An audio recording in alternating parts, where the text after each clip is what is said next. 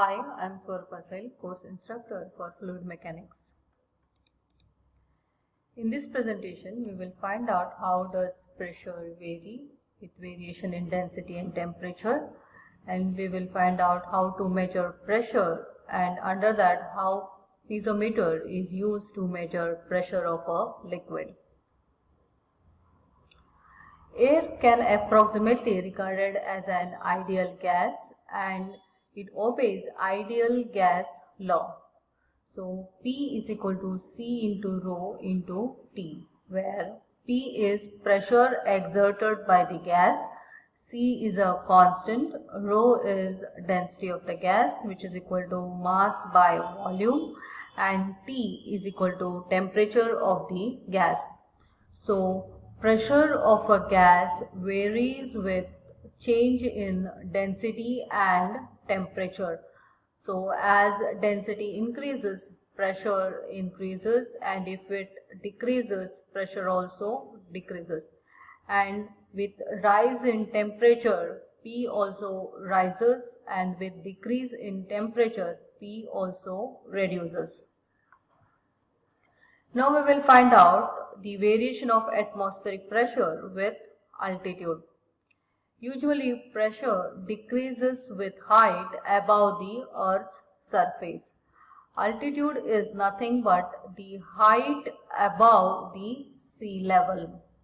The density of air decreases with height. Here we can see that near sea level the number of air molecules is more. So mass is more. We can say that since mass is more, density is also more. And as we move higher, the number of air molecules decreases. So mass of the air molecules is less and hence density is also less. So hence we say that the density of air decreases with height. There are mainly two reasons for decrease in pressure, that is at higher altitudes there is less air pushing down from above, and also the gravity is weaker as we move away from the Earth's center. So at higher altitudes air molecules can spread out and air density decreases. So here from the graph we can see that as we move higher, that is as height increases, pressure decreases. The pressure of a fluid is measured mainly by two devices. One is manometer and second one is mechanical gauges. Before finding out how the pressure is measured, we will recall what does Pascal's law state. It states that the pressure in a static fluid is same at all the points. So this law is used in measurement systems like manometer, pressure gauge, and also in construction of machines like hydraulic press, hydraulic jack, hydraulic lift, and hydraulic crane. So this is what is hydraulic press, and on left hand side there is a force being applied with the help of plunger whose area is A. And on the right hand side there is a weight being lifted with the help of ram. So when the force is applied, the weight W can be lifted up. Since we assume that the pressure on left hand side is equal to pressure on right hand side for a static fluid. So we can write equation for the left hand side as F divided by A.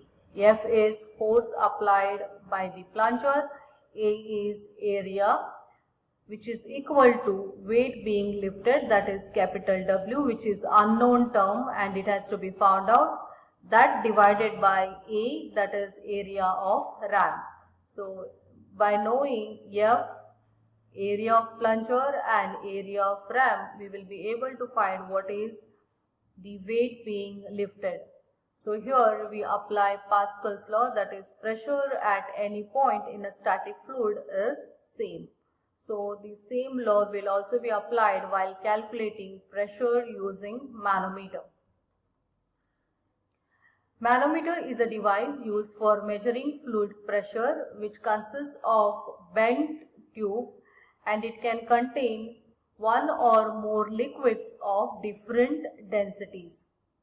A known pressure, which is atmospheric pressure, is applied to one end of the manometer tube, and unknown pressure, which has to be found out, is applied to the left side.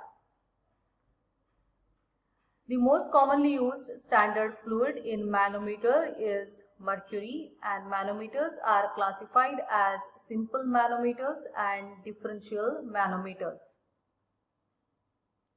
Simple manometer consists of a tube bent in U shape, one end of which is connected to the gauge point and the other is open to the atmosphere.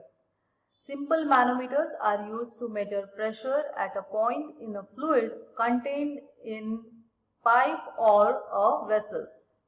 Common types of simple manometers are piezometer, U-tube manometer, single column or well-type manometer, which can be either vertical or inclined.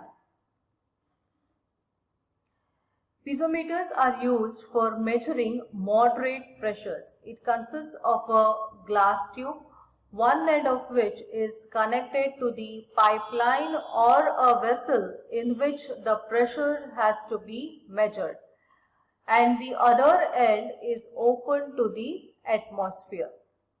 The height to which the liquid rises up in the tube gives the pressure head H. And the pressure at point A can be found out by knowing the pressure head.